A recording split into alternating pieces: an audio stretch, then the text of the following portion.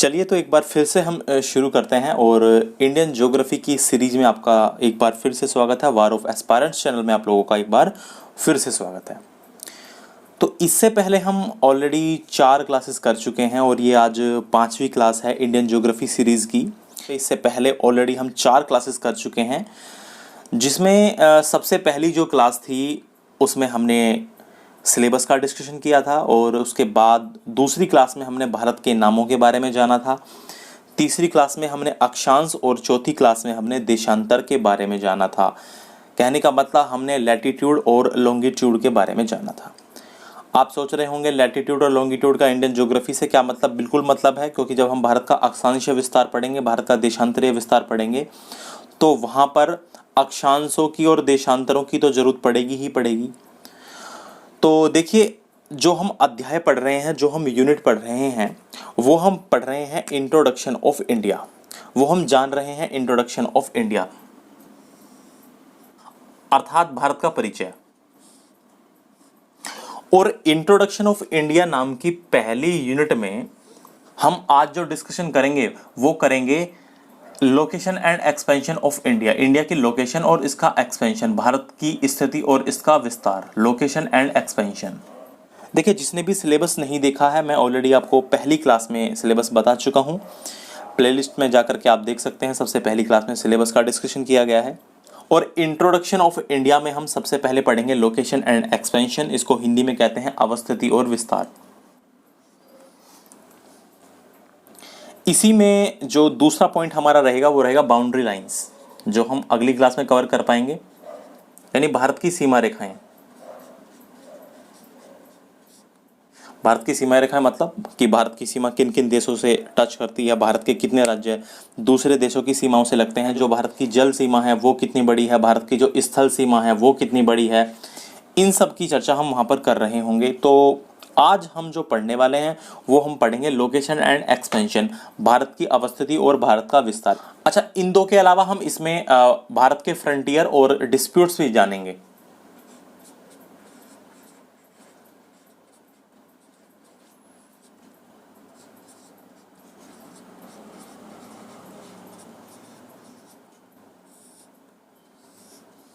Frontiers मतलब भारतीय सीमा से लगे जो देश हैं उनके बारे में, और डिस्प्यूट्स मतलब विवाद, कि भारत के विवाद क्या हैं, सीमा संबंधी भारत के विवाद क्या क्या हैं, एलएसी का विवाद क्या है, एलओसी का विवाद क्या है, सर क्रीक का जो डिस्प्यूट है वो क्या है, इन सब के बारे में, मैकमोहन रेखा का जो डिस्प्यूट है वो क्या है, इन सब के बारे में हम चर्चा कर रहे होंगे। तो फिलहाल जो आज हम करने जा रहे हैं वो करेंगे हम लोकेशन एंड एक्सपेंशन, अवस्थिति और विस्तार। चलिए, बिल्कुल सही देख रहे हैं, आपके सामने ये भारत का मैप है, इंडिया का मैप है। और आज हम जो पढ़ने जा रहे हैं वो हम पढ़ेंगे location and expansion of India, Bharat की स्थिति और भारत का विस्तार। Location and expansion of India.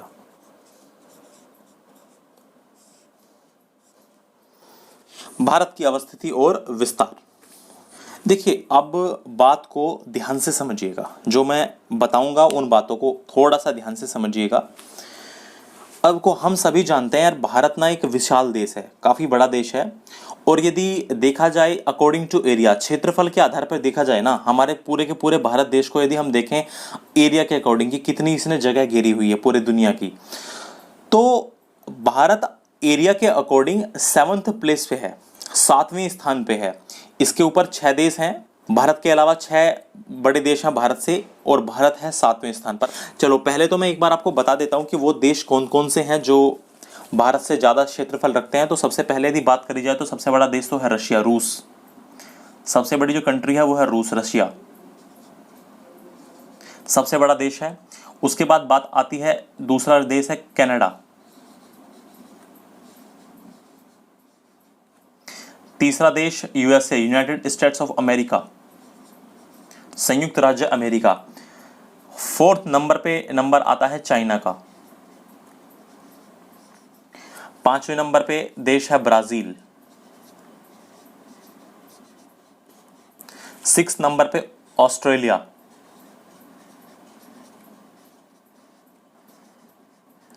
और 7th नंबर पे अपने देश इंडिया का नंबर आता है अकॉर्डिंग टू एरिया, क्षेत्रफल के अनुसार। देखिए, सबसे बड़ा देश जो है दुनिया का क्षेत्रफल के आधार पर वो है रशिया, रूस। ध्यान रखिएगा, रूस एकमात्र ऐसा देश है जो एशिया में भी है और इसका कुछ हिस्सा यूरोप में भी है, जो एशिया में भी है जिसका कुछ हिस्सा यूरोप में भी है। लेकिन रशिया की जो कैपिटल है मॉस्को, वो यूरोप के अंदर ही आती है। उसके बाद कनाडा, और आप जानते ही हैं कि कनाडा जो है ये उत्तरी अमेरिका महाद्वीप यानी नॉर्थ अमेरिका कॉन्टिनेंट का देश है। यूनाइटेड स्टेट्स ऑफ अमेरिका, ठीक कनाडा के साउथ में नीचे की तरफ देश है संयुक्त राज्य अमेरिका, ये भी उत्तरी अमेरिका महाद्वीप का देश है। चाइना की बात करें तो चाइना एशिया महाद्वीप का देश है और इंडिया के कहाँ है, उत्तर में है, नॉर्थ में है। ब्राजील, देखिए ब्राजील दुनिया का 5वां सबसे बड़ा देश है क्षेत्रफल के आधार पे, और ब्राजील दक्षिणी अमेरिका महाद्वीप का देश है।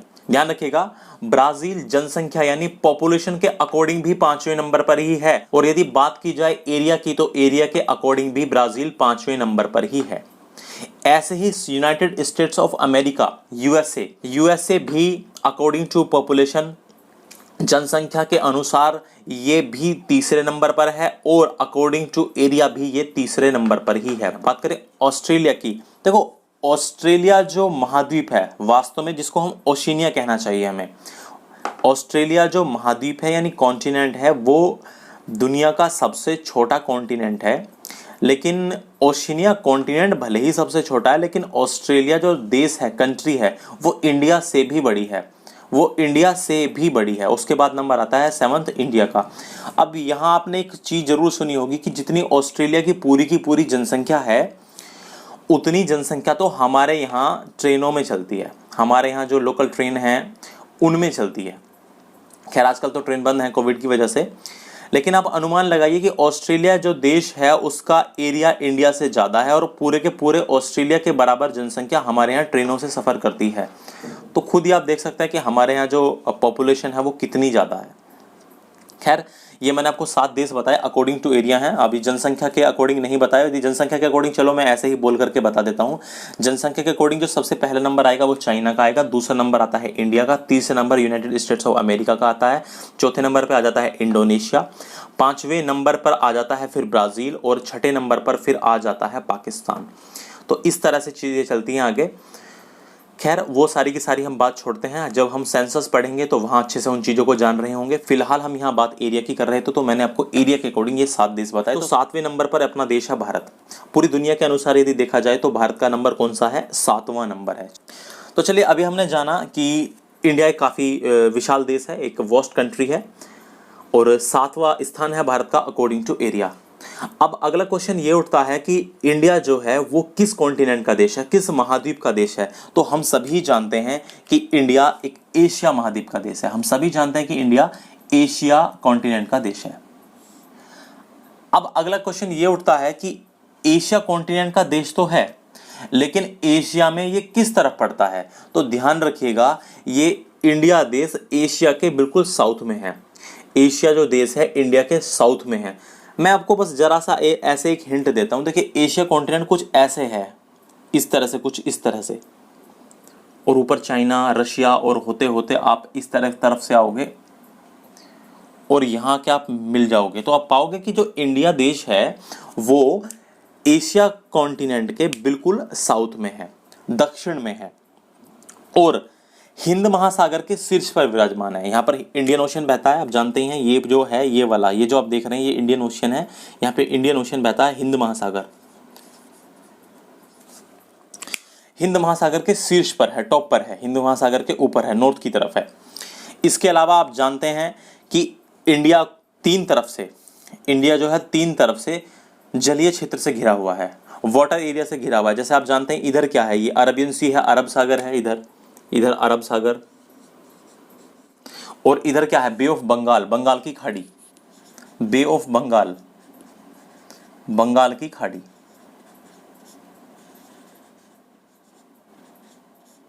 तो इंडिया जो है वो 3 तरफ से जलीय क्षेत्र से भी घिरा हुआ है। इधर अरब सागर से घिरा हुआ है, अरबियन सी से घिरा हुआ है, इधर पश्चिम की तरफ, दक्षिण पश्चिम की तरफ, और दूसरी तरफ आप पाएंगे कि दक्षिण पूर्व की तरफ बंगाल की खाड़ी से घिरा हुआ है इंडिया। कुछ और चीज़ें जानते हैं। यदि वर्ल्ड के अकॉर्डिंग में इंडिया की बात करने की कोशिश करूं तो ध्यान रखिएगा, मैंने आपको बताया था कि इक्वेटर जो है वो पृथ्वी को दो बराबर हिस्सों में बांटती है। मैंने आपको क्या बताया था कि इक्वेटर पृथ्वी को दो बराबर बराबर हिस्सों में बांट देती है। इक्वेटर, कोई बात नहीं, गोल नहीं बना, इससे कोई फर्क नहीं पड़ता। इक्वेटर जो है पृथ्वी को दो बराबर बराबर हिस्सों में बांटती है। इसको क्या कहते हैं हम? Northern hemisphere.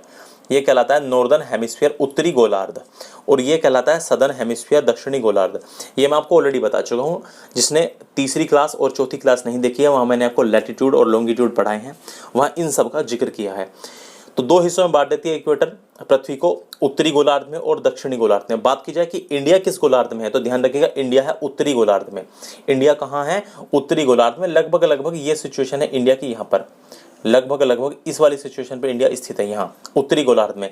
बात की जाए किस देशांतर में है, और आप लोग सभी जानते हैं कि ग्रीनविच रेखा जो ब्रिटेन के लंदन के पास स्थित ग्रीनविच नामक स्थान से गुजरती है। ये ग्रीनविच रेखा है जो 0 डिग्री देशांतर रेखा मानी गई है। इसको 0 डिग्री देशांतर रेखा माना गया है।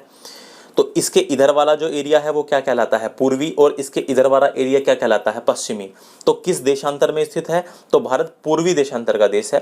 भारत जो देशांतरीय आधार पर देखा जाए तो भारत पूर्वी देशांतर का देश है। और यदि देखा जाए कि लैटिट्यूड के आधार पर तो इंडिया कहाँ पड़ता है? नॉर्थ में पड़ता है, उत्तरी गोलार्ध में पड़ता है। इंडिया का जो लैटिट्यूडनल एक्सपेंशन है, इंडिया का जो लैटिट्यूडनल एक्सटेंशन है वो उत्तरी है, नॉर्दर्न है। और यदि बात करें देशांतरीय विस्तार भारत का, तो भारत का जो देशांतरीय विस्तार होगा, भारत का जो लॉन्गिट्यूडनल एक्सटेंशन होगा वो कैसा है? वो पूर्वी है। बात ध्यान से समझ में आई? देखिए इक्वेटर के कहाँ है? उत्तर में है। देखो ध्यान से, गोलार्ध की यदि बात की जाए, यदि हेमिस्फीयर की बात की जाए तो इंडिया किस गोलार्ध का देश है? उत्तरी गोलार्ध का देश है। और यदि बात की जाए देशांतर के आधार पर तो भारत कहाँ पड़ता है? पूर्वी देशांतर में। ये कुछ सिचुएशन है इंडिया की, ध्यान रखिएगा। अब बात करते हैं भारत के मुख्य भूभाग के अक्षांशीय विस्तार की। अब किसकी बात करते हैं? अक्षांशीय विस्तार की, लैटिट्यूडनल एक्सटेंशन की। अब आप में से कई के मन में ये प्रश्न उठा होगा कि जो मैंने अभी शब्द बोला कि अब मैं बात करूंगा भारत के लैटिट्यूडनल एक्सटेंशन की, भारत के अक्षांशीय विस्तार की। देखिए जिसको अक्षांश का और देशांतर का नहीं पता है, मैं बार बार कह रहा हूं, आप तीसरी और चौथी क्लास में जाइए, अक्षांश को और देशांतर को पढ़िए। देखो अक्षांश क्या होते हैं? अक्षांश हमारी हेल्प करते हैं नॉर्थ से लेकर के साउथ तक की दूरी मापने में। नॉर्थ से लेकर साउथ तक की लोकेशन बताने में हमारी हेल्प कौन करते हैं? अक्षांश, लैटिट्यूड करते हैं। हम जानते हैं इस तरह से लैटिट्यूड लाइन खींची हुई है, काल्पनिक रेखाएं हैं पृथ्वी पर, तो ये हमारी हेल्प करते हैं कहां से कहां तक की डिस्टेंस बताने में। लैटिट्यूड यानी अक्षांश हमारी मदद करता है नॉर्थ से साउथ, या ऐसे कह लो साउथ से नॉर्थ तक की दूरी बताने में। बात करें देशांतर की, तो देशांतर रेखाएं ऐसे होती हैं, देशांतर रेखाएं ऐसे होती हैं, ये देख रहे हो, ये ऐसे वर्टिकल जो रेखाएं होती हैं, ये जितनी वर्टिकल रेखाएं होंगी वो क्या होंगी? देशांतर रेखाएं। देशांतर रेखाएं हमारी हेल्प करती हैं टाइम बताने में। देशांतर रेखाएं हमारी हेल्प करती हैं टाइम बताने में। ध्यान रखिएगा, जो ग्रीनविच लाइन होती है, जो लाइन होती है ग्रीनविच, मैं पहले ही क्लास में आपको बता चुका हूं, ग्रीनविच लाइन के, इस ग्रीनविच लाइन के 0 डिग्री देशांतर रेखा के, इसको 0 डिग्री देशांतर रेखा भी कहते हैं, इसको प्राइम मेरिडियन भी कहते हैं, प्रधान मध्याह्न रेखा भी कहते हैं। इसके ईस्ट में जितना जाओगे उतना ही टाइम आगे बढ़ता चला जाएगा, उतना ही टाइम आगे बढ़ता चला जाएगा। और ध्यान रखिएगा किन्हीं भी दो देशांतर रेखाओं के बीच में 4 मिनट का अंतराल होता है, 4 मिनट का इंटरवल होता है। आप जानते हैं प्रत्येक 1 डिग्री के अंतराल पे खींची हुई है क्या देशांतर रेखाएं। अब जैसे मान लीजिए 0 डिग्री है या 1 डिग्री है, तो इनके बीच में 4 मिनट का गैप है, इनके बीच में 4 मिनट का गैप है। ऐसे ही करते करते हमें पता चलता है कि 15 डिग्री तक जाते जाते, 15 डिग्री, जैसे मान लो ये 0 डिग्री और ये 15 डिग्री, इनके बीच में लगभग 1 घंटे का गैप आ जाता है, 1 घंटे का अंतराल आ जाता है। कहने का मतलब यदि 0 डिग्री लॉन्गिट्यूड पर, 0 डिग्री देशांतर रेखा पर 12 बजे हैं, तो 15 डिग्री ईस्ट पर, 15 डिग्री पूर्वी देशांतर पर 1 बजा होगा। यदि यहाँ पे 12 PM हो रहे हैं तो यहाँ 1 PM होंगे। और यदि बात करूँ मैं वेस्ट की, कि मान लो ये कोई 15 डिग्री वेस्ट है, 15 डिग्री पश्चिमी देशांतर है, तो फिर यहाँ 11 ही बज रहे होंगे, 1 घंटा पीछे टाइम होगा। तो मैंने आपको पिछली क्लास में ये समझा चुका हूँ, ये सारी की सारी बातें वहां जाकर के आराम से देखिएगा। अब बात करता हूं मैं भारत के अक्षांशीय विस्तार की, कि भारत का अक्षांशीय विस्तार कितने से लेकर के कितने तक है। देखिए जनाब, बात को ध्यान से समझिएगा, भारत का जो अक्षांशीय विस्तार है वो 8 degree 4 minute north, 8 degree 4 minute north से लेकर के 8 डिग्री 4 मिनट नॉर्थ से लेकर के 37 degree 6 minute 37 degree 6 minute north तक है। आप सोच रहे होंगे कि यहां भी नॉर्थ क्यों लिख दिया, यहां भी नॉर्थ क्यों लिख दिया, ये तो जगह साउथ में है। अरे भैया एक बात ध्यान से समझो, अभी अभी मैंने आपको समझाया कि जैसे मानिए ये क्या है, ये पृथ्वी है और इक्वेटर यानी 0 डिग्री, ये इसको कहते हैं 0 डिग्री, ठीक है, इसको क्या कहते हैं 0 डिग्री। अभी इस 0 डिग्री के इधर में जहां भी आप जाओगे ये कहलाएगी 1 डिग्री नॉर्थ, ये कहलाएगी 2 डिग्री नॉर्थ, इस तरह होते होते। तो अभी मैंने आपको बताया कि इंडिया की जो सिचुएशन है वो लगभग कुछ इस तरह की है, यहां पर है लगभग इंडिया यहां है।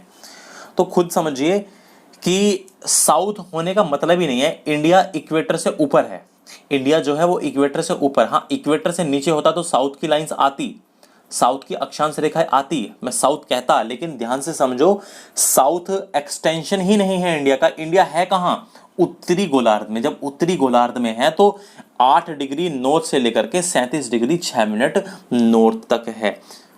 और जब है ही उत्तरी गोलार्ध में तो सारे के सारे अक्षांश ही क्या होंगे, सारे के सारे अक्षांश भी उत्तरी ही होंगे। तो इंडिया का जो अक्षांशीय विस्तार है, लैटिट्यूडनल एक्सपेंशन है, या मैं कहूं लैटिट्यूडनल एक्सटेंशन है, वो 8 डिग्री 4 मिनट उत्तरी अक्षांश से लेकर के 37 डिग्री 6 मिनट उत्तरी अक्षांश तक है। आप सोच रहे हैं इसका क्या मतलब है, अरे इसका मतलब बस ऐसे है, ऐसे मानो जैसे यहाँ कोई ये है इक्वेटर, ऐसे मानिए जैसे ये क्या है, ये है एक इक्वेटर, ये क्या है इक्वेटर, फिर 1 डिग्री आएगी, फिर 2 डिग्री 3 डिग्री, और ऐसे करते करते इंडिया का जो ये वाला पॉइंट है, इंडिया का जो ये वाला पॉइंट है, यहां से कौन सी लाइन गुजर रही है, यहां से गुजर रही है 8 डिग्री 4 मिनट। मैं आपको ऑलरेडी बता चुका हूं कि जो अक्षांश हैं और देशांतर हैं उनको हम डिग्री, मिनट और सेकंड में मापते हैं। नहीं आपको ये चीजें पता हैं, तीसरी और चौथी क्लास में जाकर के, थर्ड और फोर्थ क्लास में जाकर के आप इन चीजों को कंफर्म कीजिए। तो ये है भारत का अक्षांशीय विस्तार, इसको कहते हैं भारत का अक्षांशीय विस्तार। ऐसे ये वाला ये अक्षांशीय विस्तार है 8 डिग्री 4 मिनट नॉर्थ से लेकर के 37 डिग्री 6 मिनट नॉर्थ तक। अब बात ये आती है कि 8 डिग्री 4 मिनट नॉर्थ पे जो पॉइंट है, ये वाला पॉइंट क्या है, ये पॉइंट है क्या, इसको क्या कहते हैं। और जो मैं बात कर रहा हूं कि भारत का उत्तरी अक्षांशीय विस्तार 8 डिग्री 4 मिनट से लेकर के 37 डिग्री 6 मिनट नॉर्थ तक है, तो फिर ये 37 डिग्री 6 मिनट नॉर्थ पे कौन सा पॉइंट है। तो देखिए बात करूं मैं यदि भारत के सबसे उत्तरी बिंदु की, भारत का सबसे उत्तरी बिंदु, northern most point of India, northern most point of India, Bharat का सबसे उत्तरी बिंदु, तो ये कहलाता है इंदिरा कोल। ये वाला पॉइंट क्या कहलाता है, इंदिरा कोल।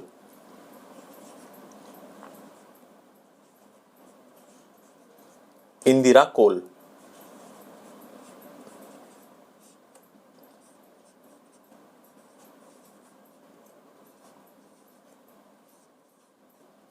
जो किस अक्षांश पर है, 37 डिग्री 6 मिनट नॉर्थ पर। जो किस अक्षांश पर है, 36 डिग्री 6 मिनट नॉर्थ पर, 37 डिग्री 6 मिनट उत्तरी अक्षांश पे। बात की जाए कि इंडिया का सबसे दक्षिणी बिंदु, लेकिन यहां एक बात का ध्यान रखिएगा, जो लाइन में यूज कर रहा हूं उस बात को ध्यान से सुनिएगा। ये जो पॉइंट है 8 डिग्री 4 मिनट नॉर्थ, ये भारत की मुख्य भूमि का दक्षिणी बिंदु है। ये भारत की मेनलैंड का सदर्न पॉइंट है, the southern point of mainland of India, southern point of mainland of India, Bharat की मुख्य भूमि का, भारत की मुख्य भूमि का सबसे दक्षिणी बिंदु कहलाता है क्या, केप कोमोरिन। Cape Comorin.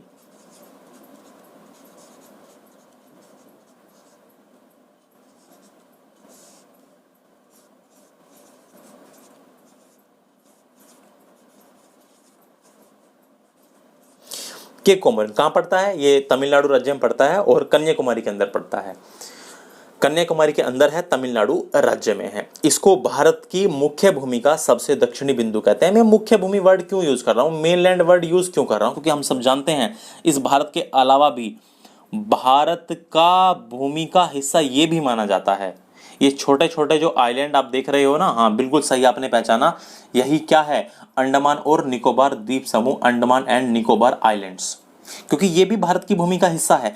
और आप पाओगे कि भारत का यदि सदर्न मोस्ट पॉइंट की मैं बात करूं, सबसे दक्षिणी बिंदु की बात करूं, तो वो ये नहीं है, फिर तो वो ये है, देखो ये इससे भी नीचे है भाई। अंडमान निकोबार द्वीप तो भारत का ही है ना, भारत का ही एक यूनियन टेरिटरी है। तो फिर भारत का सबसे दक्षिणी बिंदु, भारत का सबसे southern most point of India, वो क्या होगा, वो ये होगा। इसके बारे में अभी थोड़ी देर में मैं अभी चर्चा करने वाला हूं। तो पहले मैं आपको ये बता दूं कि आपके सामने ये जो छोटे छोटे आइलैंड हैं, इनको कहते क्या हैं, पहले हम इनके बारे में जान लेते हैं। तो देखिए, ध्यान से समझिएगा जो मैं बताने की कोशिश कर रहा हूं। इन छोटे छोटे आइलैंड्स के बारे में जान लेते हैं। बे ऑफ बंगाल में है, ये बंगाल की खाड़ी में है। देखिए, ये जो आपको सबसे ऊपर दिख रहा है, इसको कहते हैं हम नॉर्थ अंडमान, उत्तरी अंडमान, नॉर्थ अंडमान।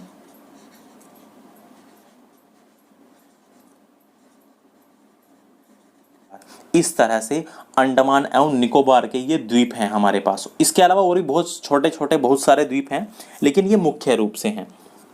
हम यहाँ कौन कौन सी पीक हैं उन सब के बारे में डिस्कशन कर रहे होंगे जब हम आइलैंड चैप्टर भी बहुत अच्छे से पढ़ेंगे, क्योंकि आइलैंड भी हमें जानना ही है। फिलहाल आपको मैं समझाने के लिए, क्योंकि मुझे क्या बताना है, मुझे आपको बताना है कि the southern most point of India, Bharat का सबसे दक्षिणी बिंदु। तो ध्यान रखिएगा, ये जो ग्रेट निकोबार है ना, ये जो ग्रेट निकोबार आप देख रहे हो, इसी में एक पॉइंट है जिसको हम कहते हैं इंदिरा पॉइंट। इसी पे एक पॉइंट है जिसको क्या कहा जाता है, इंदिरा पॉइंट। इंदिरा पॉइंट।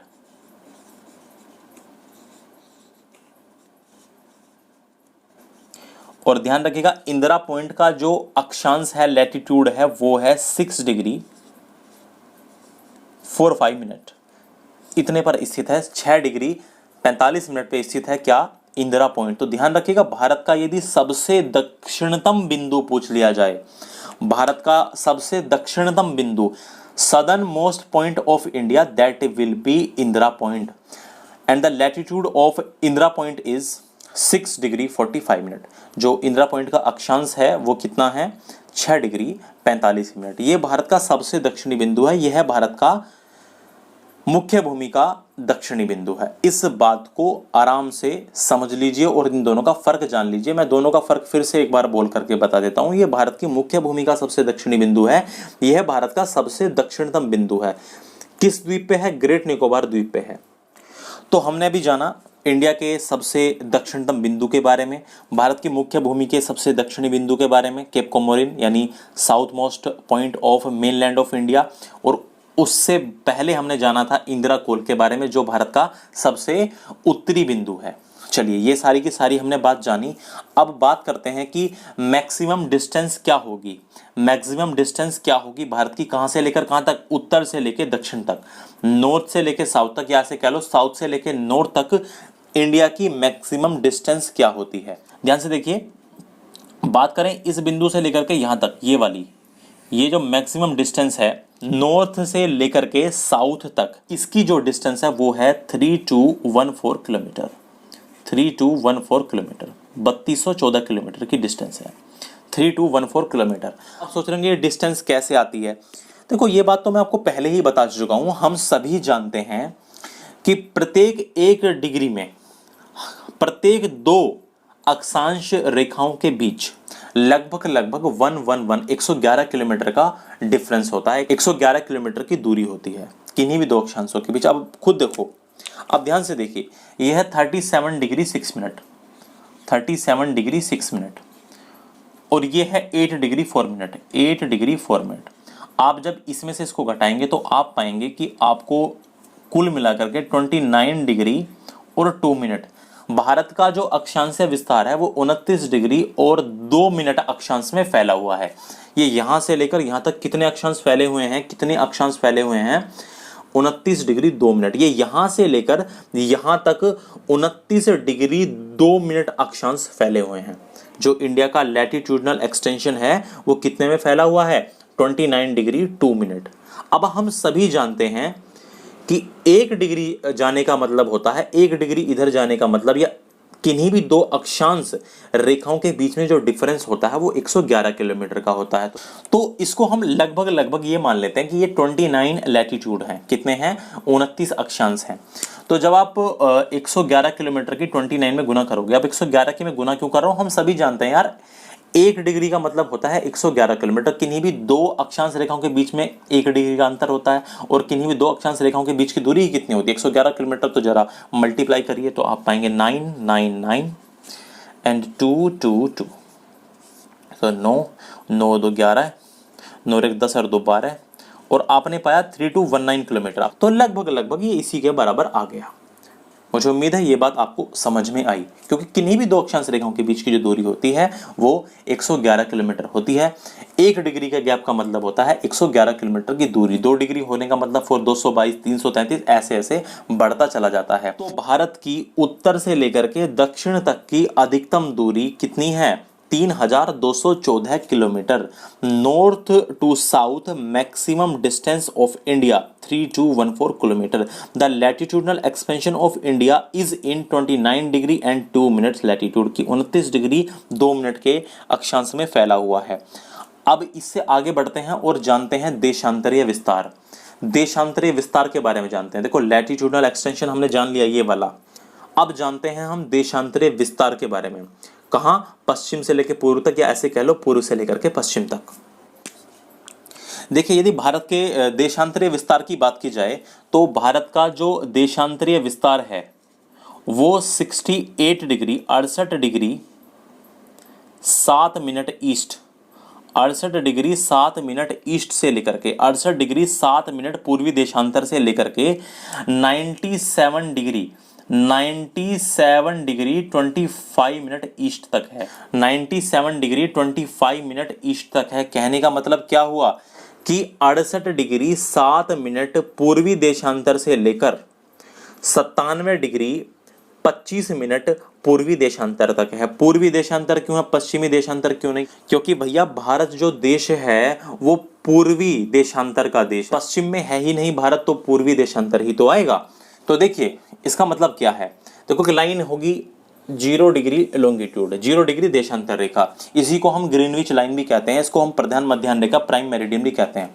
अब ये 0 डिग्री है, फिर 1 डिग्री ईस्ट होगी, 2 डिग्री ईस्ट होगी, 3 डिग्री ईस्ट होगी पूर्वी, 4 डिग्री पूर्वी, 5 डिग्री पूर्वी, ऐसे करते करते यहां से ये जो लाइन गुजरेगी, ये वाली जो लाइन गुजरेगी, ये क्या है? 68 डिग्री 7 मिनट पूर्वी। और भारत के जो यहां से लाइन गुजर रही है ये क्या है? 97 डिग्री 25 मिनट पूर्वी देशांतर। बात आई समझ? तो ध्यान रखिएगा इंडिया का जो सबसे पूर्वी बिंदु है वो कितने पे है?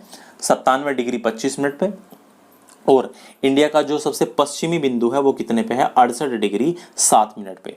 अब बात आती है कि इंडिया की पूर्व से पश्चिम तक की दूरी क्या है? इंडिया की पूर्व से पश्चिम तक की दूरी क्या है? अब आप इन दोनों का जो भी डिफरेंस देखोगे ना यार, इन दोनों का भी आप डिफरेंस देखोगे तो आपको इन दोनों का डिफरेंस भी लगभग लगभग 29 ही मिलेगा। लगभग लगभग 29 डिग्री 18 लैटिट्यूड में फैले हुए हैं। अब मैं बात करता हूं कि भारत की पूर्व से लेकर के पश्चिम तक की अधिकतम दूरी क्या होगी। जैसे अभी हमने नॉर्थ से लेकर के साउथ तक की अधिकतम दूरी निकाली ना, तो अब मैं जरा ये बात करता हूं कि पूर्व से लेकर पश्चिम तक, या ऐसे कह लो पश्चिम से लेकर पूर्व तक की अधिकतम दूरी क्या होगी। देखो यदि देखा जाए कि भारत कितने देशांतरों में फैला हुआ है तो हम इसको आराम से निकाल सकते हैं। 97 डिग्री 25 से घटाओ किसको? 68 डिग्री 7 को, तो आप घटाओगे तो आपको मिलेगा 18 मिनट, और इसको घटाओगे तो आपको मिलेगा 29 डिग्री। कहने का मतलब ये है कि इतने लॉन्गिट्यूड में क्या फैला हुआ है? इंडिया। इतने लॉन्गिट्यूड में इंडिया फैला हुआ है, ऐसे ये देखिए, इतने लॉन्गिट्यूड में इंडिया फैला हुआ है, इतने देशांतर में इंडिया फैला हुआ है। बात करूं इस डिस्टेंस की, तो ये डिस्टेंस कितनी है मैक्सिमम? तो देखिए यहां से लेकर के यहां तक ये जो डिस्टेंस आप देख रहे हैं ये मैक्सिमम है 2933 किलोमीटर, 2933 किलोमीटर, 2933 किलोमीटर। अब आप सोच रहे होंगे आपने इसमें कैलकुलेशन करके क्यों नहीं दिखाई? यार मैं आपको ऑलरेडी पहले ही पढ़ा चुका हूं, क्योंकि देशांतर रेखाओं के बीच की जो दूरी है वो हर जगह समान नहीं रहती, वो हर जगह इक्वल नहीं रहती, क्योंकि देशांतर रेखाओं के बीच की दूरी जो है वो इक्वल नहीं रहती। तो यहाँ मैं ऐसा नहीं है कि इसके साथ में 111 की मल्टीप्लाई कर दूंगा। बात ध्यान से समझिए, 111 किलोमीटर मैक्सिमम रहती है, 111.32 किलोमीटर मैक्सिमम रहती है, लेकिन वो कहाँ रहती है? इक्वेटर पर। और इक्वेटर तो इंडिया के काफी नीचे से गुजरती है। और इक्वेटर पे होता, यदि मान लो यहाँ से इक्वेटर जा रही होती तो फिर हम इसको कैलकुलेट आसानी से कर लेते, मैं आपको 111 की गुना करके दिखा देता। बात आई समझ? तो ये जो दूरी है भारत की यहां से लेकर के यहां तक की, यानी पश्चिम से लेकर के पूर्व तक की मैक्सिमम क्या है? वो है 2933 किलोमीटर। मुझे उम्मीद है ये बात आपको समझ में आई होगी। जो मैंने अभी बात बताई मैं इसको एक बार फिर से दोहरा देता हूं। देखिए, देशांतरों के बीच की जो दूरी है, जैसे मैंने आपको बताया कि किन्हीं भी दो अक्षांश रेखाओं के बीच की दूरी जो होती है वो 111 किलोमीटर होती है, लेकिन मैं ये नहीं कह सकता कि किन्हीं भी दो देशांतर रेखाओं के बीच की दूरी है वो 111 किलोमीटर होती है। 111 किलोमीटर होती तो है, 111.32 किलोमीटर होती तो है, लेकिन वो होती है इक्वेटर पर। उसके अलावा आपने देखा होगा, जैसे ही ये देशांतर रेखा इक्वेटर की तरफ जाती है इनके बीच का गैप बढ़ता जाता है, लेकिन जैसे पोल्स की तरफ जाती है इनके बीच का गैप घटता चला जाता है। तो इनके बीच में दूरियां समान नहीं होती, इसलिए आप ये नहीं कह सकते कि देशांतर रेखाओं के बीच में हर जगह 111 किलोमीटर का बीच का डिफरेंस है, ये हम नहीं कह सकते।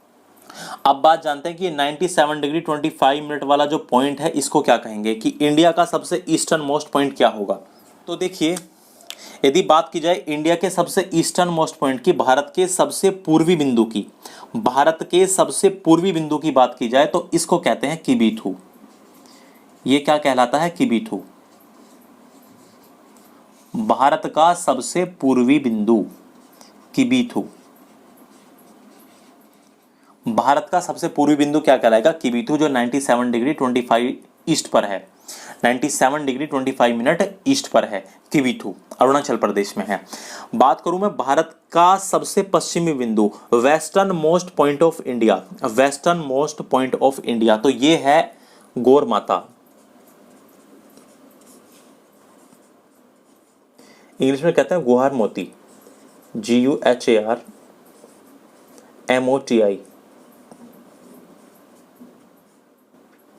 ये इंडिया का सबसे पश्चिमी बिंदु है, western most point of India है। तो एक बार देखिए ध्यान से, भारत का सबसे उत्तरी बिंदु इंदिरा कोल है, भारत का सबसे दक्षिणी बिंदु मुख्य भूमिका केप कोमोरिन है कन्याकुमारी में, भारत का सबसे दक्षिणतम बिंदु southern most point of India Indira point है, कहां? ग्रेट निकोबार द्वीप पर। भारत का सबसे पूर्वी बिंदु 97 डिग्री 25 मिनट ईस्ट में किबीथू है, अरुणाचल प्रदेश में। और भारत का सबसे पश्चिमी बिंदु western most point of India कहलाता है गौर माता, कहां है? गुजरात में, सर क्रीक के पास। सारी की सारी बातें अभी हमने जानी। अब जरा मैं इनकी एक एक की चर्चा कर लेता हूं, एक एक के बारे में जान लेते हैं, कौन सी चीज क्या है, इनके बारे में जरा जान लेते हैं। हम एक एक के बारे में जान लेते हैं। सबसे पहले जो मैं बात करने जा रहा हूं, जो सबसे पहले मैं चर्चा करने जा रहा हूं, वो बात करते हैं भारत का जो सबसे उत्तरी छोर है, जो इंडिया का सबसे नॉर्दर्न मोस्ट पॉइंट है ऊपर वाला, इंदिरा कोल की।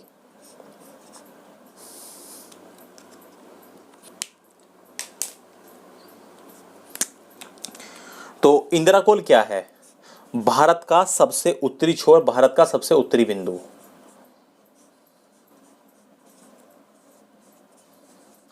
Northern most point of India, Indira Col क्या है? भारत का सबसे उत्तरी बिंदु। चलिए मैं इधर एक रफली आइडिया भी दे देता हूं। यहां मैंने बस केवल एक रफली आइडिया ले लिया है, बस आपको जिससे ध्यान रहे कि इंदिरा कोल नॉर्दर्न पॉइंट है, ये वाला वेस्टर्न है, केप कोमोरिन साउदर्न है, और किबीथू किबीथू ईस्टर्न है, और इंदिरा पॉइंट इंडिया का सबसे साउथ मोस्ट पॉइंट। चलिए हम बात कर ही रहे हैं ऑलरेडी इंदिरा कोल की। तो भारत का सबसे उत्तरी बिंदु है क्या? इंदिरा कोल। ध्यान रखिएगा, ये जो इंदिरा कोल है ये सियाचिन ग्लेशियर में स्थित है। कहाँ स्थित है? सियाचिन ग्लेशियर। अब सियाचिन ग्लेशियर का आपने नाम जरूर सुना होगा। सियाचिन ग्लेशियर इंडिया का सबसे उच्च युद्धभूमि क्षेत्र है, ये सियाचिन ग्लेशियर में स्थित है।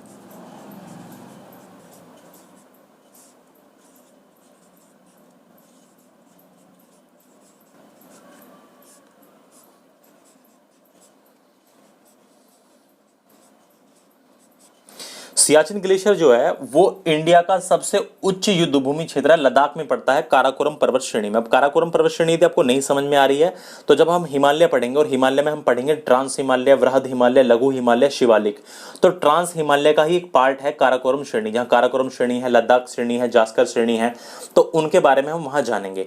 तो काराकोरम पर्वत श्रृंखला में ही पड़ता है सियाचिन ग्लेशियर, और सियाचिन ग्लेशियर भारत का युद्ध भूमि का सबसे ऊंचा क्षेत्र है, हाईएस्ट बैटलफील्ड ऑफ इंडिया, यानी कहने का मतलब है ये सबसे ऊंचा बैटलफील्ड है जहां पर इंडियन आर्मी भी तैनात रहती है। सियाचिन ग्लेशियर में ही स्थित है क्या? इंद्राकोल, इसी के पास स्थित है इंद्राकोल, सियाचिन ग्लेशियर के पास, situated near Siachen glacier, Siachen glacier के पास स्थित। और एक और चीज ध्यान रखिएगा, जो इंद्राकोल है वो समुद्र तट से लगभग 7000 मीटर की ऊंचाई पर है, समुद्र तल से 7000 मीटर की ऊंचाई पर। Situated at 7000 metre height above sea level, यानी समुद्र तल से लगभग 7000 मीटर की ऊंचाई पर स्थित है।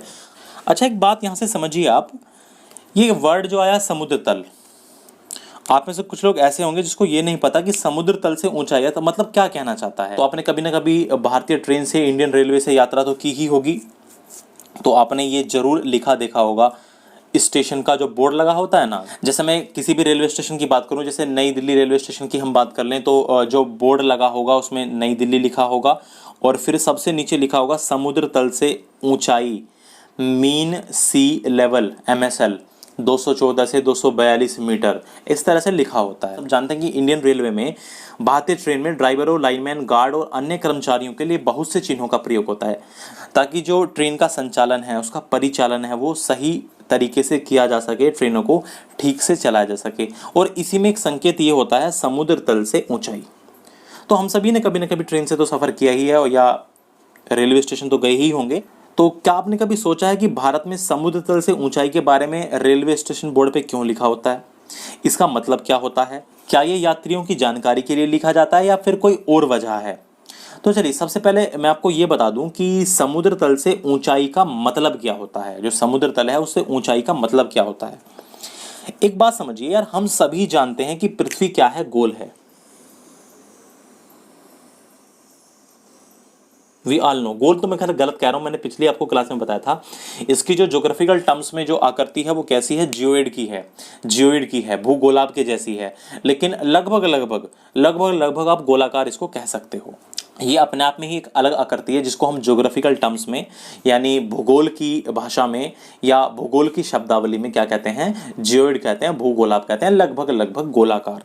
तो बात समझिए, हम सब जानते हैं कि पृथ्वी क्या है? लगभग गोलाकार है, जिसके कारण क्या है कि पृथ्वी की सतह पर जगह जगह थोड़ा थोड़ा कर्व तो आएगा कि नहीं आएगा? खुद सोचिए, ये एक स्फीयर के जैसी है, पूरी की पूरी लगभग स्फीयर, तो एक गोला है। अब आप इस गोले पे से ऊपर उठे, आप जब भी डिस्टेंस नीचे नापोगे तो इस अर्थ पे एक कर्व रहेगा, इस अर्थ पे क्या रहेगा? एक कर्व रहेगा। तो दुनिया को पृथ्वी की सतह से नापने के लिए एक ऐसे पॉइंट की जरूरत थी जो हमेशा एक समान रहे, जो हमेशा इक्वल रहे। तो ऐसे में सबने पाया कि समुद्र तल, जो सी लेवल है, वाटर का लेवल, वो ही एकमात्र ऐसा पॉइंट था जहां से सही से ऊंचाई को नापा जा सकता था। या आप इसको ऐसे भी समझिए कि वैज्ञानिकों को दुनिया की एक समान ऊंचाई नापने के लिए, एक ऐसे पॉइंट की जरूरत होती है जो एक समान रहे।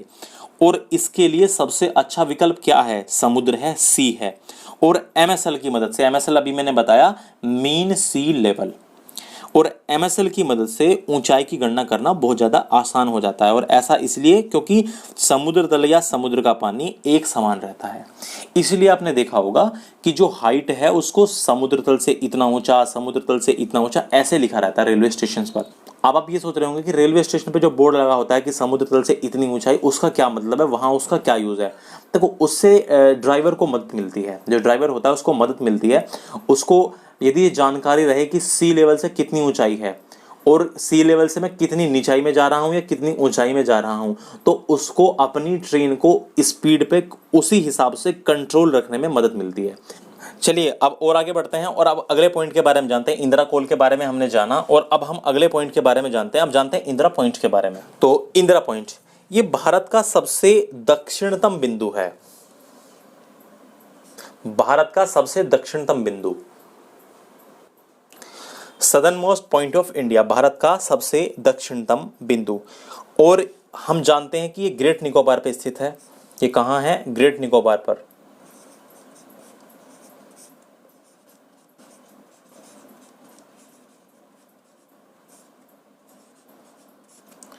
छह डिग्री 45 मिनट उत्तरी अक्षांश पर, 6 डिग्री 45 मिनट उत्तरी अक्षांश पर ग्रेट निकोबार पर स्थित है क्या? इंदिरा पॉइंट। इसके अलावा ध्यान रखिएगा, इस इंदिरा पॉइंट के तीन अन्य नाम भी हैं। इंदिरा पॉइंट के तीन अन्य नाम भी हैं, वो कौन कौन से हैं देखिए। इसको पिग्मेलियन पॉइंट के नाम से भी जाना जाता था पहले। इसको पहले पिग्मेलियन पॉइंट के नाम से भी जाना जाता था। पॉइंट याद रखिएगा जरूर।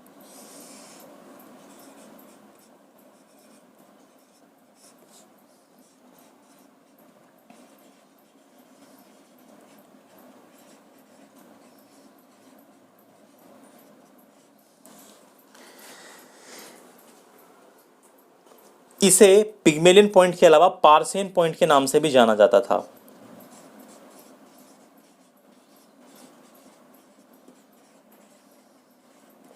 और इसके अलावा इसका एक और नाम है लाहीचिंग।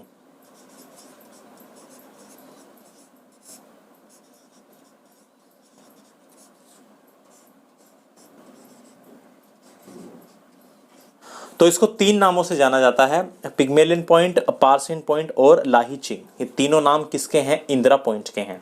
इससे पहले इंदिरा पॉइंट को इन नामों से भी जाना जाता था। अच्छा, इंदिरा पॉइंट के बारे में एक पॉइंट और याद रखिएगा, जैसे मैं आपको समझाने की कोशिश करूं, जरा देखिए। जैसे यहां है ये इंदिरा पॉइंट, इंदिरा पॉइंट। और इंदिरा पॉइंट से जैसे ही आप इधर जाओगे तो एक और देश पड़ता है इंडोनेशिया। और उस इंडोनेशिया का एक बहुत ही फेमस आइलैंड है जिसको हम कहते हैं सुमात्रा, सुमात्रा द्वीप। इस सुमात्रा द्वीप से इंदिरा पॉइंट की जो दूरी है, डिस्टेंस है, इस सुमात्रा द्वीप से इंदिरा पॉइंट की जो डिस्टेंस है वो है 140 किलोमीटर, 140 किलोमीटर। एक और चीज याद रखिएगा, और इंदिरा पॉइंट की भूमध्य रेखा यानी इक्वेटर से दूरी, भाई देखो ये तो 6 डिग्री 45 मिनट पे है, 6 डिग्री 45 मिनट नॉर्थ पे है। तो ऐसे ही जो इक्वेटर जा रही है 0 डिग्री, तो इस इक्वेटर से इंदिरा पॉइंट की दूरी है 876 किलोमीटर, 876 किलोमीटर, 876 किलोमीटर दूरी है। फिर से बताता हूं, ये है इंदिरा पॉइंट। इंदिरा पॉइंट की दूरी सुमात्रा द्वीप से, सुमात्रा आइलैंड से, सुमात्रा आइलैंड है इंडोनेशिया के कब्जे में। सुमात्रा जो आइलैंड है वो इंडोनेशिया का भाग है, इंडोनेशिया का आइलैंड है सुमात्रा। इस सुमात्रा से दूरी है 140 किलोमीटर, किसकी? इंदिरा पॉइंट की। और इंदिरा पॉइंट की 0 डिग्री लैटिट्यूड लाइन से, भूमध्य रेखा से, इक्वेटर से जो दूरी है वो है 876 किलोमीटर, क्योंकि ये 0 डिग्री है। और यहां पर आते आते ये कितना है? 6 डिग्री 45 मिनट। तो ये दूरी है 876 किलोमीटर, याद रखिएगा, भूमध्य रेखा से इंदिरा पॉइंट की दूरी। और सुमात्रा से कितनी है? 140 किलोमीटर। ये पॉइंट याद रखिएगा। इसके अलावा इंदिरा पॉइंट के बारे में एक और चीज अच्छे से जान लीजिए। वो चीज ये है कि 2004 में क्या हुआ था, 2004 में, 2004 में एक घटना हुई। ये जो हिंद महासागर क्षेत्र है, ये वाला जो हिंद महासागर क्षेत्र है, इस हिंद महासागर क्षेत्र में आ गई सुनामी, यहां आ गई सुनामी। और इस 2004 में जो सुनामी आई थी हिंद महासागर क्षेत्र में, इस सुनामी में इस इंदिरा पॉइंट का बहुत सारा भाग, एक बहुत बड़ा भाग डूब चुका है पानी में। इंदिरा पॉइंट का बहुत बड़ा भाग पानी में डूब चुका है। A large part of Indira Point was submerged under the sea water in 2004 during the tsunami in Indian ocean. भारतीय महासागर क्षेत्र में, हिंद महासागर क्षेत्र में आए भूकंप से, जो भूकंप आया था तो उससे सुनामी पैदा हुई थी। और उस सुनामी के कारण 2004 में इंदिरा पॉइंट का एक बहुत बड़ा भाग समुद्र के पानी में डूब गया। ये पॉइंट भी याद रखिएगा। ये इंदिरा पॉइंट के बारे में मैंने आपको पॉइंट्स बताए। अब आगे बढ़ते हैं और आप जानते हैं जो भारत का ये दक्षिणी बिंदु है केप कोमोरिन, इसके बारे में जानते हैं। अब बात करते हैं किसकी? केप कोमोरिन की।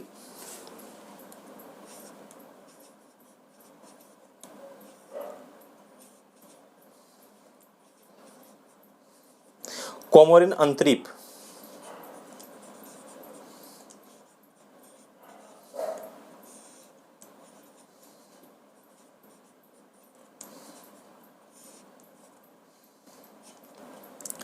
देखिए केप कोमोरिन के बारे में हमें क्या जानना है। देखिए केप कोमोरिन जो है वो भारत की मुख्य भूमि का सबसे दक्षिणी बिंदु है, southern point of mainland of India. और हम जानते ही हैं कि ये 8 degree 4 minute north, 8 degree 4 minute उत्तरी अक्षांश पर किस राज्य में स्थित है? तमिलनाडु राज्य में स्थित है। It is situated in Tamil Nadu. So it is located in the state of Tamil Nadu at 8 degree 4 minute northern latitude. Tamil Nadu के कन्याकुमारी में।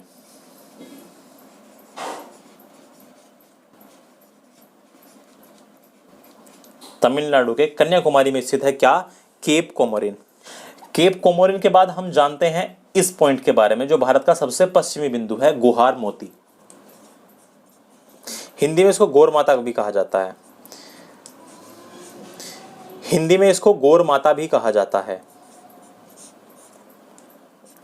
तो देखिए इस गौर माता या इस गुहार मोती के बारे में क्या जानना है, बस कुछ भी खास नहीं जानना, क्योंकि हम यहाँ चर्चा ऑलरेडी करेंगे राजहर क्रीक की और सर क्रीक की। यहाँ पर मैं राजहर क्रीक की और सर क्रीक की वैसे भी डिस्प्यूट्स में चर्चा करने वाला हूँ। तो गुहार मोती के लिए फिलहाल ये जान लीजिए कि गुजरात के कच्छ जिले में, गुजरात के कच्छ डिस्ट्रिक्ट में, गुजरात के कच्छ डिस्ट्रिक्ट में स्थित है। और ये विवादित क्षेत्र जो है, एक तरह का ये विवादित क्षेत्र है, डिस्प्यूटेड एरिया है। ये एक तरह से विवादित क्षेत्र है, डिस्प्यूटेड एरिया है, और ये सर क्रीक के पास स्थित है, सर क्रीक के पास। अब ये सर क्रीक क्या है? वैसे एक दलदली क्षेत्र है, और जब हम डिस्प्यूट पढ़ेंगे तो हम इस सर क्रीक के बारे में, राजहर क्रीक के बारे में बहुत अच्छे से जानेंगे। सर क्रीक के पास स्थित।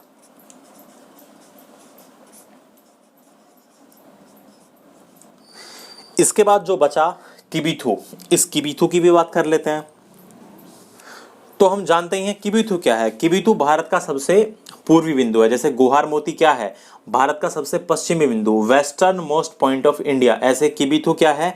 किबीथू भारत का सबसे पूर्वी बिंदु है, eastern most point of India, Bharat का सबसे पूर्वी बिंदु है। अच्छा ध्यान रखिएगा, ये जो किबीथू है ये भारत और चाइना के बीच मैकमोहन लाइन, मैकमोहन रेखा पर स्थित है,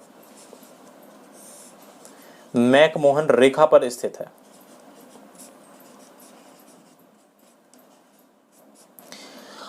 इसके अलावा एक पॉइंट और याद रखिएगा, मैकमोहन रेखा पर तो स्थित है ही है किस राज्य में? अरुणाचल प्रदेश में।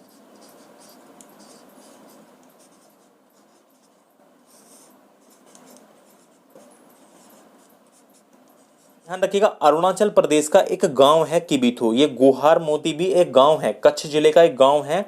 ऐसे ही ये किबीथू भी अरुणाचल प्रदेश का एक गांव है, चाइना के तिब्बत क्षेत्र के पास पड़ता है। जो चाइना का अधिकार है तिब्बत पर, चाइना के तिब्बत क्षेत्र के पास पड़ता है। अरुणाचल प्रदेश का एक गांव है, मैकमोहन रेखा पर स्थित है। अच्छा एक पॉइंट और याद रखिएगा, ये अरुणाचल प्रदेश के अंजा जिले में है।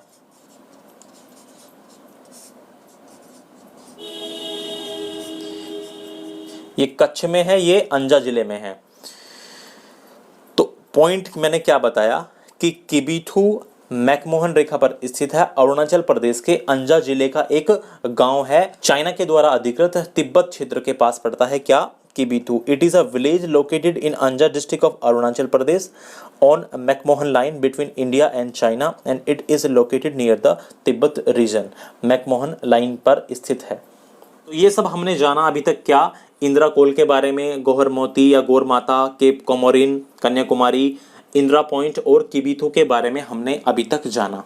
और ये सारे के सारे जो पॉइंट्स हैं इंडिया के, ये वाला जो पॉइंट है मैं बार बार रिपीट कर चुका हूँ। ये भारत का सबसे उत्तरी बिंदु है, ये भारत का सबसे पश्चिमी बिंदु है, ये भारत की मुख्य भूमि का दक्षिणतम बिंदु है, ये भारत का सबसे दक्षिणतम बिंदु है, और ये भारत का सबसे पूर्वी बिंदु है। अब कुछ और पॉइंट्स बच चुके हैं, उनके बारे में भी थोड़ी सी चर्चा कर लेते हैं। चलिए अब एक बार जान लेते हैं कि इंडिया का एरिया कितना है, टोटल क्षेत्रफल कितना है। तो देखो भारत का जो क्षेत्रफल है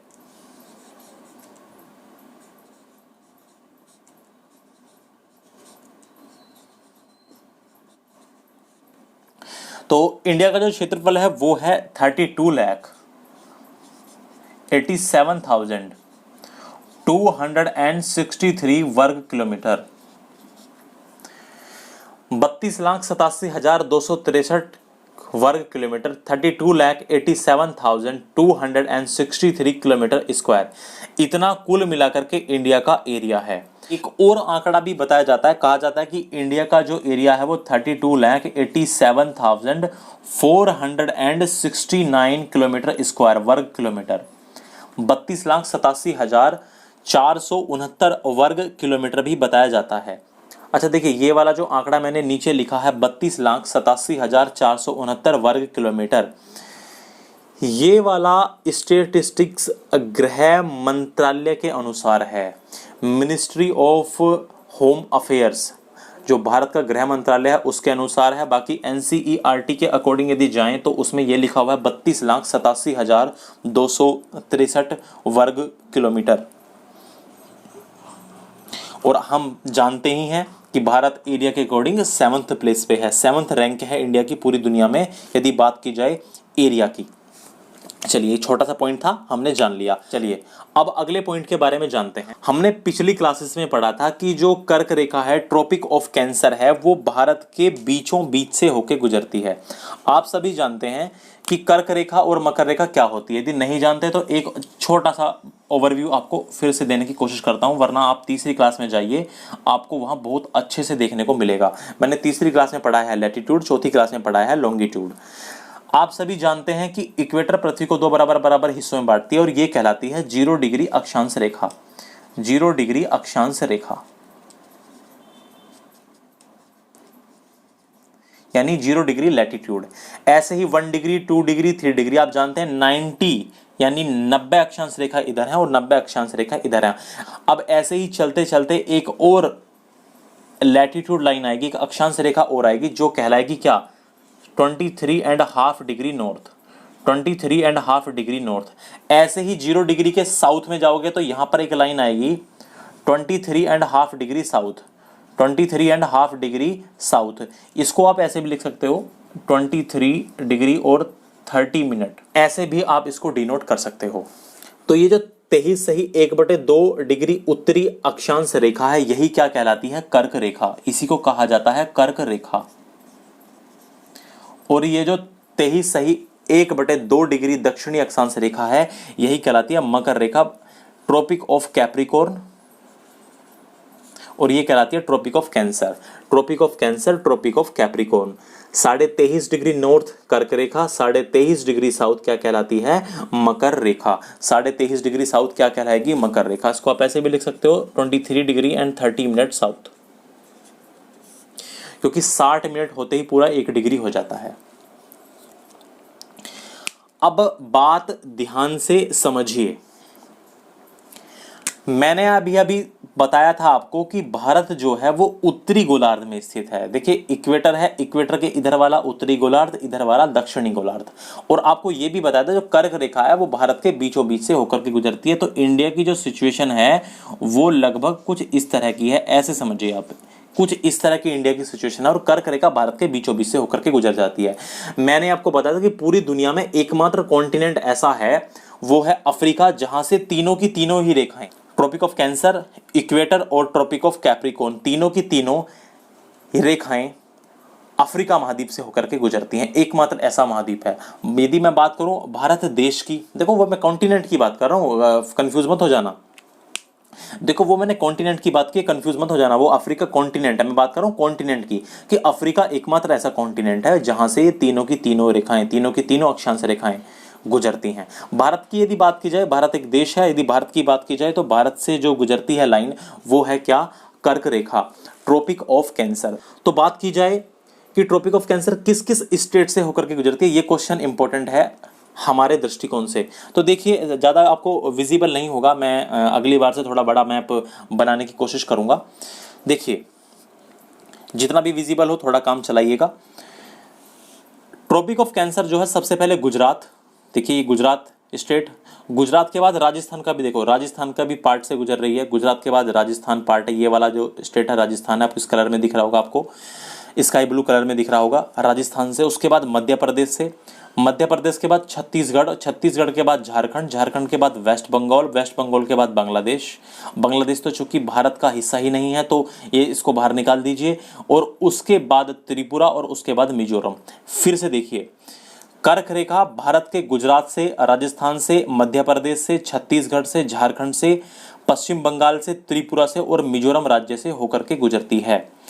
एक बार फिर, गुजरात, राजस्थान, मध्य प्रदेश, छत्तीसगढ़, झारखंड, पश्चिम बंगाल, त्रिपुरा, मिजोरम। गुजरात, राजस्थान, मध्य प्रदेश, छत्तीसगढ़, झारखंड, पश्चिम बंगाल, त्रिपुरा और मिजोरम। इन 8 राज्यों से, इन 8 स्टेट से होकर के गुजरती है ये कर्क रेखा। इन 8 स्टेट से होकर के गुजरती है ये कर्क रेखा। अब बहुत से लोग इसके लिए ट्रिक याद करते हैं। यार ट्रिक याद करने की जरूरत नहीं है, आप मैप बना लो और चीज़ों को मैप से याद कर लो, कोई ट्रिक की जरूरत ही नहीं पड़ेगी। वरना यार एक सिचुएशन ऐसी हो जाती है कि हम इतनी सारी ट्रिक याद कर लेते हैं कि उन ट्रिकों को याद करने के लिए भी, उन ट्रिक्स को याद करने के लिए भी फिर ट्रिक की जरूरत पड़ती है। तो ट्रिक के चक्कर में नहीं पड़िए, मैप को देखिए, गौर से देखिए, मैप को समझिए और चीज़ें आसानी से याद हो जाएंगी। कोई भी मुश्किल काम नहीं है। देखिए, गुजरात, राजस्थान, मध्य प्रदेश, छत्तीसगढ़, झारखंड, पश्चिम बंगाल, त्रिपुरा और मिजोरम, इन 8 राज्यों से होकर के गुजरती है क्या? कर्क रेखा। मैं नाम लिख देता हूं एक बार यहां। ये 8 स्टेट है, कौन कौन से? गुजरात, राजस्थान, मध्य प्रदेश, छत्तीसगढ़, झारखंड, वेस्ट बंगाल, त्रिपुरा और मिजोरम। इन 8 राज्यों से होकर के क्या गुजरती है? कर्क रेखा गुजरती है। Tropic of Cancer passes through these 8 states. जो कर्क रेखा है वो इन 8 राज्यों से होकर के गुजरती है। चलिए, तो ये बात हमने जानी। इसके अलावा अब एक पॉइंट और बचता है जो देशांतर से संबंधित है, जो लॉन्गिट्यूड से संबंधित है। वो बात आती है कि भारत की मानक समय रेखा क्या है। ये क्वेश्चन उठता है अब, तो ध्यान दीजिएगा जो मैं बताने जा रहा हूं। देखिए, अभी थोड़ी देर पहले हमने पढ़ा था कि ये वाला जो पॉइंट है ये है 68 डिग्री 7 मिनट, और ये वाला जो पॉइंट है ये है 97 डिग्री 25 मिनट ईस्ट। अब बात क्या आई, समस्या ये आई कि भारत की मानक समय रेखा किसको माना जाए। अब आप सोच रहे होंगे ये मानक समय रेखा क्या चीज होती है, ये क्या मानते हैं। देखो मेरी बात सुनिए ध्यान से। होता क्या है कि जैसे भारत का जो देशांतरीय विस्तार है, देखिए सुनिए, होता क्या है कि जैसे भारत का देशांतरीय विस्तार ये है, ऐसे फैला हुआ है। आप जानते हैं लगभग 29 डिग्री में फैला हुआ है। लगभग 29 मान लो या 30 कह लो, 30, क्योंकि 29.18 है, 29 डिग्री 18 मिनट है। तो लगभग भारत का जो ये देशांतरीय विस्तार है 30 डिग्री में फैला हुआ है। कितने में फैला हुआ है? 30 डिग्री में फैला हुआ है, ऐसे। अब भारत को अपनी एक मानक समय रेखा चुननी थी। दरअसल मैं जब आपको पढ़ाऊंगा लैटिट्यूड और लॉन्गिट्यूड फिजिकल ज्योग्राफी में, भौतिक भूगोल में अच्छे से, तो मैं वहां आपको और भी डिटेल बताने वाला हूं चीजें। यहाँ जो मैंने आपको लैटिट्यूड लॉन्गिट्यूड पढ़ाए थे वो भारत के दृष्टिकोण से पढ़ाए थे, क्योंकि मुझे जरूरत पड़ने वाली थी किनकी? इनकी। ये जो आप देख रहे हो देशांतरीय विस्तार की और अक्षांशीय विस्तार की। देखिए कहानी क्या है कि जो पूरी की पूरी दुनिया है, देखिए कहानी क्या है, जो पूरी की पूरी दुनिया है, इस पूरी दुनिया को लगभग 24 टाइम्स जोन में, 24 टाइम्स जोन में बांटा गया है। पूरी की पूरी दुनिया को लगभग 24 टाइम्स जोन में बांटा गया है। अब भारत को भी अपना एक टाइम जोन चुनना था, एक ऐसी लाइन चुननी थी जिसके आधार पर इंडिया अपना टाइम डिसाइड कर ले, जिसके आधार पर इंडिया अपना टाइम डिसाइड कर ले। जैसे मैं आपको एक बात बताऊं, यह है 0 डिग्री देशांतर जो ग्रीनविच लाइन है। अब जैसे कोई देश है यहां पर स्थित है, उसने कह दिया कि भैया हमारी जो मानक समय रेखा होगी वो होगी 15 डिग्री ईस्ट। तो चलो भाई, इनका टाइम फिक्स हो गया कि भैया यदि यहां पर 12 बज रहे हैं दोपहर के, 12 PM का टाइम हो रहा है, तो यहां क्या होगा? 1 PM का टाइम होगा।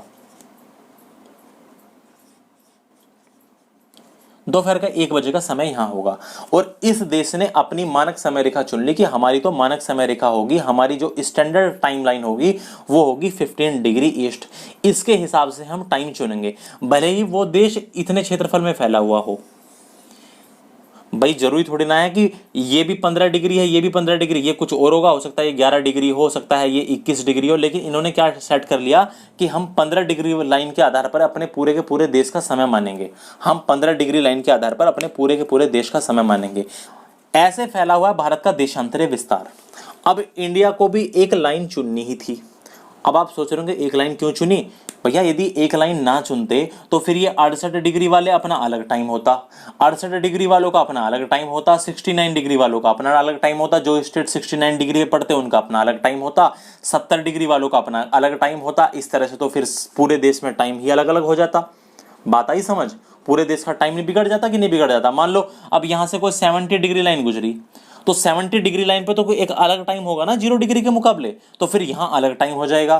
तो ऐसे ही क्या होता है कि हर देश को अपना एक मानक समय चुनना पड़ता है, हर देश को अपनी एक स्टैंडर्ड टाइम लाइन चुननी पड़ती है। उसी टाइम लाइन के अनुसार, उसी लाइन के अनुसार पूरे के पूरे देश का समय निर्धारित होता है। तो इंडिया ने क्या किया, इस 68 डिग्री 7 मिनट के और इस 97 डिग्री 25 मिनट के ठीक बीचों बीच, इनके बीचों बीच जो गुजरती है लाइन 82.5 डिग्री 82.5 82.5 82.5 डिग्री ईस्ट को अपनी मानक समय रेखा मान लिया कि हमारे जो पूरे देश का टाइम होगा वो 82.5 डिग्री ईस्ट के आधार पर होगा, 82.5 के आधार पर होगा। बात आई समझ? कि हमारा जो भी टाइम होगा वो 82.5 के आधार पर होगा। वरना यदि 82.5 नहीं मानेंगे तो बात समझिए यार, 97 डिग्री पे जो अरुणाचल प्रदेश वाले हैं इनके लिए टाइम कुछ और होगा, और जो ये गुजरात वाले हैं इनके लिए टाइम कुछ और होगा। बात आ रही है समझ? यदि हर इंसान जितनी लाइन जिसके यहाँ से गुजर रही है, जितनी लाइन जिसके स्टेट से गुजर रही है, यदि वो उसी के हिसाब से अपना टाइम मानने लगे तो फिर तो पूरे के पूरे देश का टाइम गड़बड़ा जाएगा। तो ऐसे हमें एक मानक रेखा माननी पड़ती है, हमें एक स्टैंडर्ड टाइम लाइन माननी पड़ती है। हमने मानी है वो क्या, इन दोनों के ठीक बीच में 82.5 डिग्री, और ये 82.5 डिग्री पूर्वी देशांतर रेखा भाई ऐसे 68.7 ये दिख रहे हो आप, 68 डिग्री 7 मिनट आ रही है। ऐसे करते करते 70 आई होगी, 71, 72, 73, 74, 75, और ऐसे करते करते एक 82.5। बात आई समझ? ये क्या है, भारत की मानक समय रेखा।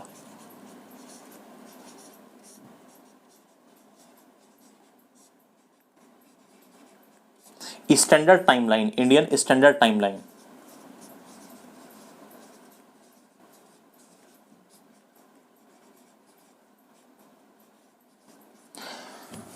और 82.5 डिग्री होने की वजह से, 82.5 डिग्री ईस्ट स्टैंडर्ड टाइमलाइन होने की वजह से ही भारत का जो टाइम है वो ग्रीनविच से 5.5 घंटे आगे है। आपने देखा होगा वर्ल्ड क्लॉक में, मोबाइल में जाके देखिएगा, ऐसे लिखा रहता है 5.5 GMT इंडिया के लिए टाइम। न्यू दिल्ली के आगे इस तरह से आपको लिखा हुआ मिलेगा। इसका मतलब है ग्रीनविच मीन टाइम से, यानी ग्रीनविच रेखा पर जो समय है उससे 5.5 घंटे आगे है। कहां का टाइम? भारत का टाइम। देखिए ऐसा क्यों है, 5.5 घंटे आगे क्यों है? भारत की जो मानक समय रेखा है वो कितनी है, 82.5 डिग्री ईस्ट, यानी 82.5 82.5। बात आई समझ? अब हम सभी जानते हैं कि 1 डिग्री बढ़ने का मतलब है ग्रीनविच लाइन से 4 मिनट का अंतर आ जाना। तो जरा मल्टीप्लाई करिएगा, 5 चौक 20, कैपिटल 2, 4 दूनी 8 और 2 10, 8 चौक 32 और 1 33। एक अंक के बाद पॉइंट लगेगा। यानी कहने का मतलब क्या हुआ कि भारत का जो समय है वो 330 मिनट आगे है। भारत का जो समय है वो 330 मिनट आगे है। भारत का समय 330 मिनट आगे है ग्रीनविच से। 330 मिनट का मतलब ही तो हो गया 5.5 घंटे। हुआ कि नहीं हुआ? बात आ रही समझ? इसलिए इंडिया का जो टाइम है वो 5.5 घंटे आगे है। कहां से? ग्रीनविच के अकॉर्डिंग। अब बात आती है कि ये 82.5 डिग्री पूर्वी देशांतर रेखा भारत के किन किन राज्यों से होकर के गुजरती है। थोड़ी विजिबिलिटी कम हो गई, लेकिन कोई बात नहीं, काम चला लीजिए। मैप पे भी देख सकते हैं आप। देखिए उत्तर प्रदेश सबसे पहले, ये तो नेपाल है, भारत का हिस्सा नहीं है। उत्तर प्रदेश, उत्तर प्रदेश के बाद मध्य प्रदेश, उसके बाद छत्तीसगढ़, छत्तीसगढ़ के बाद उड़ीसा, और उड़ीसा के बाद आंध्र प्रदेश। इन 5 राज्यों से होकर के गुजरती है क्या? भारत की मानक समय रेखा, इंडियन स्टैंडर्ड टाइमलाइन जो है वो इन 5 राज्यों से होकर के गुजरती है। यूपी, एमपी, छत्तीसगढ़, उड़ीसा और आंध्र प्रदेश। उत्तर प्रदेश, मध्य प्रदेश, छत्तीसगढ़, ओडिशा और आंध्र प्रदेश, इन 5 राज्यों से होकर के गुजरती है भारत की मानक समय रेखा। एक बात का ध्यान रखिएगा, भारत की स्टैंडर्ड टाइमलाइन मात्र एक ही है। भारत की स्टैंडर्ड टाइमलाइन मात्र एक ही है, लेकिन कुछ देश ऐसे हैं जिनका देशांतरीय विस्तार बहुत ज्यादा है। जैसे भारत का तो लगभग 30 डिग्री में फैला हुआ है, 29 डिग्री में फैला हुआ है। कुछ देश ऐसे होते हैं जिनका देशांतरीय विस्तार है ना बहुत बड़ा होता है। जैसे मैं एक देश की बात करता हूं, रूस, रशिया। तो रूस का जो देशांतरीय विस्तार है, लॉन्गिट्यूडनल एक्सटेंशन जो है वो बहुत ज्यादा बड़ा है। रशिया का जो लॉन्गिट्यूडनल एक्सटेंशन है वो बहुत ज़्यादा क्या है, बड़ा है। तो ऐसे में क्या है कि रशिया को 11 टाइम जोन्स में बांटा गया है, 11 टाइम जोन्स में बांट दिया गया है रशिया को। अब आप सोच रहे होंगे इसने अपना एक ही टाइम जोन क्यों नहीं रखा। देखो दिक्कत क्या हो जाती है, यदि ये एक बीच में ही अपना एक ही टाइम जोन रख लें तो आप पाओगे कि एक ही समय में इस रशिया में इस हिस्से में दिन हो रहा है, इस हिस्से में रात हो जाएगी। बात आई समझ, ये फर्क पड़ जाएगा।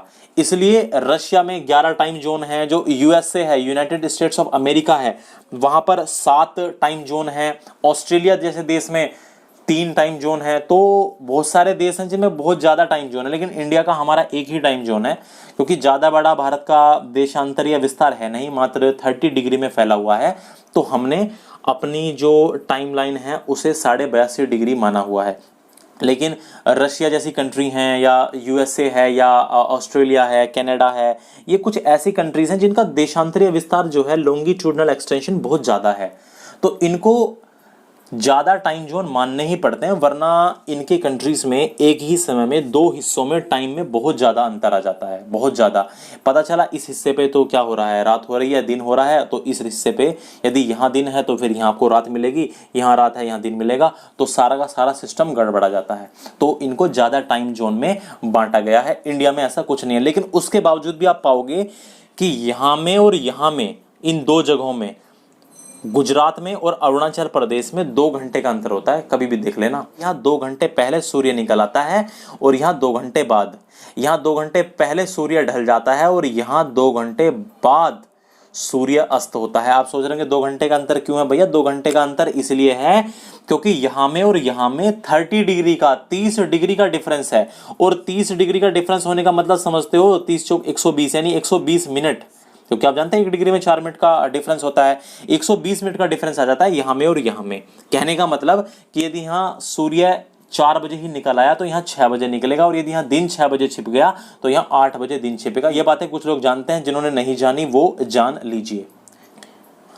तो उम्मीद है आपको ये जो बातें आज बताई गई हैं ये आपको समझ में आई होंगी। और अब आप लोगों से मुलाकात होगी अगली कक्षा में, जहां हम भारत की बाउंड्री लाइंस के बारे में पढ़ेंगे। जो इंडिया की बाउंड्रीज लाइन है, उनके डिस्प्यूट्स हैं, उनके बारे में जानेंगे। जैसे एलओसी है, लाइन ऑफ कंट्रोल है, एलएसी है, लाइन ऑफ एक्चुअल कंट्रोल है, मैकमोहन लाइन है, डूरन लाइन है, इन सब के बारे में जानेंगे, विस्तार पूर्वक जानेंगे। कब ये खींची गई, इनके क्या क्या विवाद हैं, ये सारी की सारी चीज़ें हम नेक्स्ट क्लास में जान रहे होंगे। तो चलिए इस क्लास में यहीं तक रखते हैं, और आप लोगों का इस क्लास में जुड़ने के लिए, इस क्लास को देखने के लिए बहुत बहुत धन्यवाद। और क्लास पसंद आई हो तो चैनल से जुड़ें। और अब हमारी जो मुलाकात होगी वो अगली क्लास में होगी। चलिए बहुत बहुत धन्यवाद।